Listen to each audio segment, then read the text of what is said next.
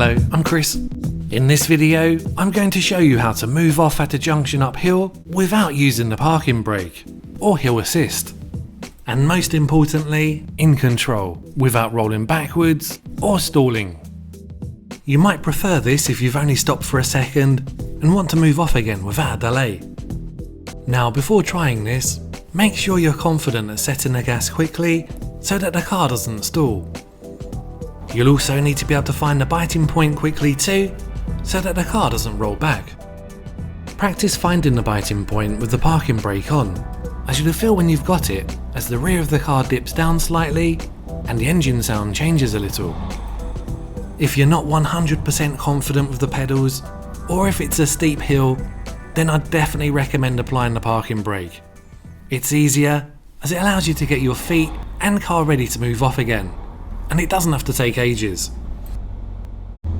Okay, let's try some hill starts without the parking brake. I'm approaching a junction, and if it's clear, then I don't have to stop at the give-way line, but I'm going to stop anyway to show you a hill start. Now I could raise the clutch to the biting point, with the foot brake still on, and this might work for you, but there is more chance of stalling, especially if I was in an older petrol car. Instead, I'll quickly set the gas and get the biting point before it rolls back. As you could see, you've got to be quite quick with the pedals. If you're not confident doing this, then just use the parking brake, as it's so much easier. Let's try another junction. When moving off uphill, you've got to make sure that you press the gas pedal, or there's a good chance the car will stall. You must also find the biting point quickly, or the car might roll back. But you could also stall if you release the clutch too high.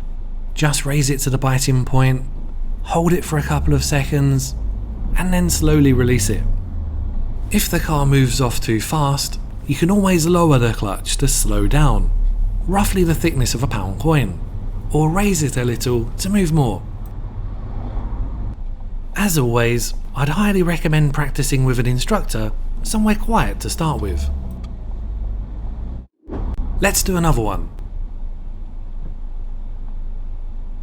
Off the brake, gas, biting point, feet steady for a couple of seconds, more gas as the clutch slowly comes up.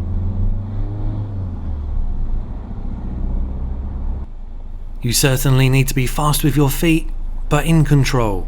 You don't want the car to roll back, zoom off, or stall. Let's do one more, and then I will show you a different way of tackling these junctions.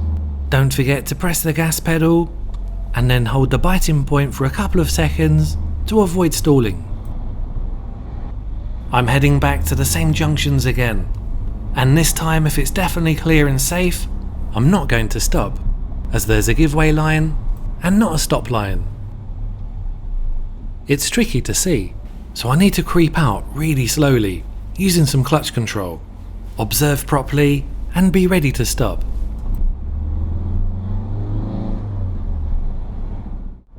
Another junction, and again, I've got to give way. As long as it's definitely clear and safe, I don't have to stop, but always ready to. Clutch down, first gear, set the gas, biting point, feet steady. Clutch down a little to slow down, raise it slightly to speed up. Slowly release the clutch once you've reached walking speed.